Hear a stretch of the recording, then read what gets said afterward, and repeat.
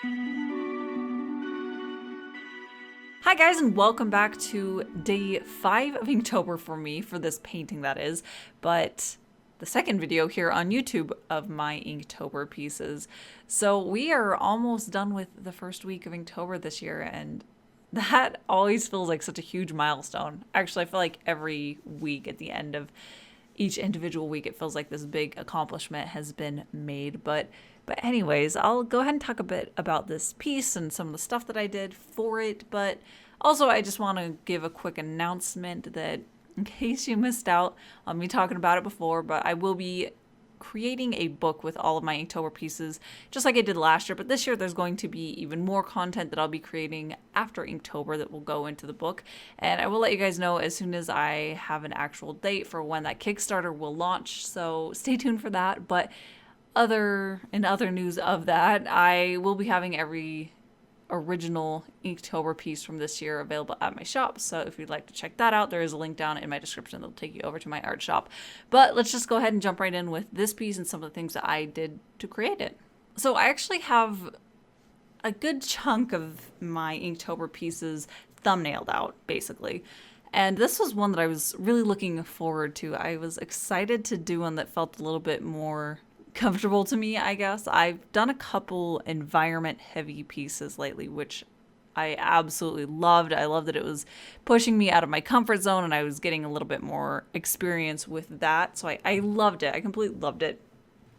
But it does take extra time. So it was nice to be able to come back to a subject matter that I feel like I'm pretty comfortable with, as far as it's something that I've really enjoyed drawing similar things in the past, and that's where it's a little bit more graphic with the way that I'm forming the shapes, and a little bit more abstract as far as the environment and the actual space that they're inhabiting.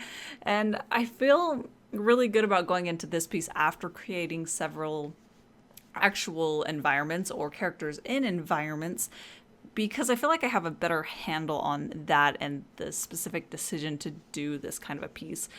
So for a long time, I really just relied very heavily on creating characters that were just existing in kind of these nondescript areas. There wasn't really a lot going on behind them, and there wasn't really an environment, and it wasn't telling more of a story. And that's the way I did it for a long time. And I'm still kind of trying to get myself out of that rut.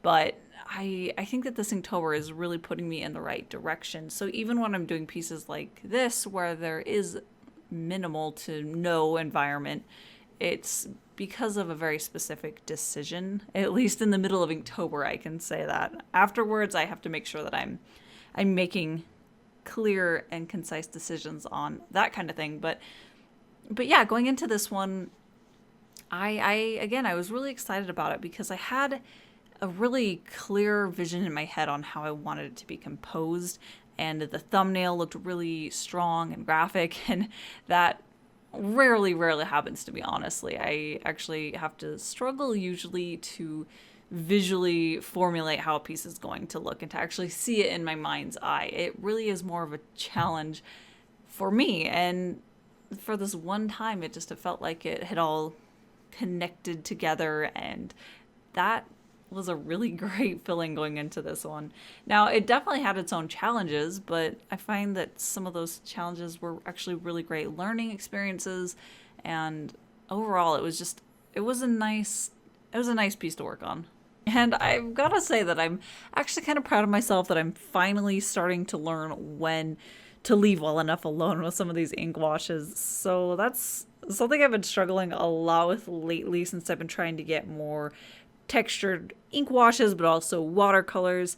I have a habit of putting my first pass down and really enjoying some of the really natural ways that the watercolors are flowing together, or in this case, the ink washes. But I do have a habit of thinking that it needs another layer on top, either to make certain things a little bit more rich in color or to add a little bit more variation.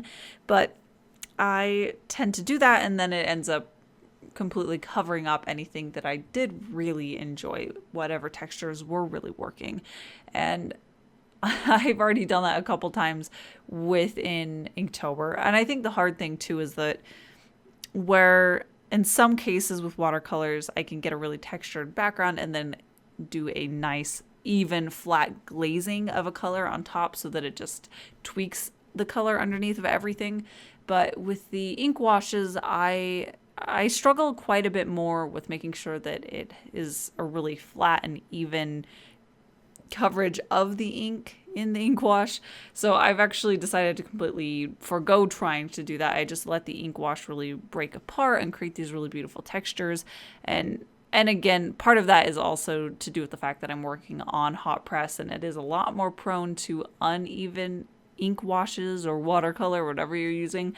But yeah, I have a tendency to do that, to overwork things and then be frustrated at myself for covering up something that looked really, really pretty in the way that it was naturally working. So for this background, that first pass at any of the inks, I really loved how it looked up in the upper left-hand corner specifically. And I left it that way. It seems like kind of a funny thing to feel accomplished by, but I am slowly learning. And I really loved it. Another thing that I have to be really thoughtful of or aware of, I guess, while I'm working on this is that ink washes dry significantly lighter than they look when I first apply them. So when I think that I'm applying something that might be dark enough or has enough contrast, oftentimes it dries a lot lighter and then there's not nearly as much contrast and the things that I really want to punch out of the piece don't. And I am trying to make sure that when I do a test swatch of the ink wash that I'm about to use, that I make sure that I dry it out completely before I decide that it is dark enough and then I can move forward with it. And yeah, I don't know. I'm getting better at it. I feel like I'm learning a lot about the limits of the ink wash and how it likes to behave. And it's surprising, to me at least, how different it actually feels compared to watercolors. I find that the texture is different and the way that it looks is different, and like the visual texture, if that makes sense. It's a really pleasant thing to use and to play with, and I've been really enjoying it. As usual, I will have all the tools that I'm using to create this painting down in the description, so I'll link to the ink that I'm using, and I've remembered to put that masking fluid that I'm using down in the description as well. And speaking of, I was thoughtful enough this time as well to make sure that I masked off specific areas that I was about to work on. So like I talked about in one of my last pieces, I have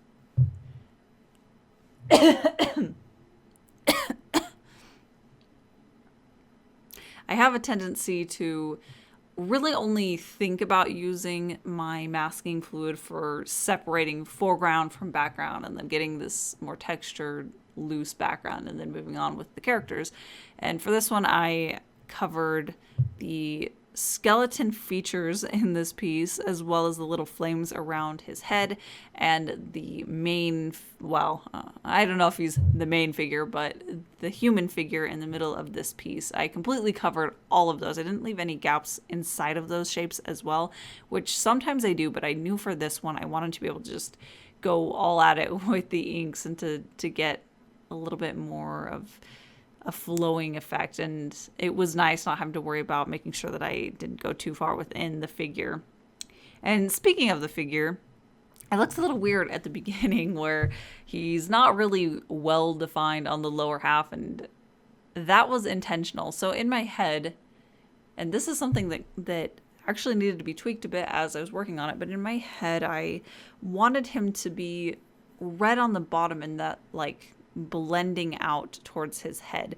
And there's a specific reason for that story-wise, and there is a tie to it in the piece before this. So it is a visual cue that's already been presented in a certain way, but this was the first time showing it this way. So when I did the first pass at this, and I actually am using fountain pen ink for the red that I'm using in this entire piece.